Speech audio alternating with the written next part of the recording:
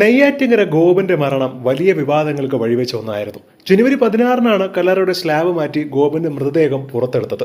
Concrete മണ്ഡപത്തിനുള്ളിൽ ഇരിക്കുന്ന നിലയിലായിരുന്നു ഗോപന്റെ മൃതദേഹം.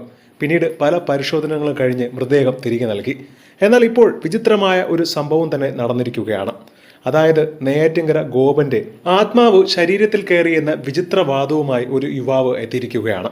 ചെമ്പരത്തിവിള സ്വദേശി അനീഷാണ് കഴിഞ്ഞ ദിവസം ഈ ഒരു പരാക്രമം കാണിച്ചത്. ഞായറാഴ്ച രാത്രി 12:30 കൂടിയാണ് ഈ സംഭവം നടന്നിരിക്കുന്നത്. അനീഷ് ക്ഷേത്രത്തിലെ പൂജാരിയാണ്.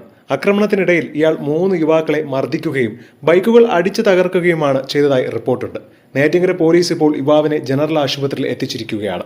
ആശുപത്രിയിലും അക്രമാസക്തനായി പെരുമാറി എന്നാണ് ഇപ്പോൾ അറിയാൻ കഴിഞ്ഞിരിക്കുന്നത്. ഒടുവിൽ അനീഷിനെ തിരുവനന്തപുരത്തെ മാനസികാരോഗ്യ കേന്ദ്രത്തിലേക്ക് മാറ്റി. എന്താണ് ഇതിന്റെ പിന്നിലുള്ള ഉദ്ദേശമെന്നൊന്നും മനസ്സിലായില്ല. കേരളത്തെ വലിയ ഒരു ഓളിളക്കം സൃഷ്ടിച്ച ഒരു വാർത്ത തന്നെയായിരുന്നു നെയ്യാറ്റിങ്കര ഗോപന്റെ. ഇപ്പോൾ നെയ്യാറ്റിങ്കര ഗോപൻ സ്വാമിയായി മാറി. പിതാവ് സമാധയായെന്ന് മക്കൾ പോസ്റ്റർ പതിക്കുകയും അടക്കം ചെയ്യുകയും ചെയ്തതോടുകൂടിയാണ് ഗോപന്റെ മരണവാർത്ത ഇത്രയും വലിയ ചർച്ചയായി മാറുന്നത്.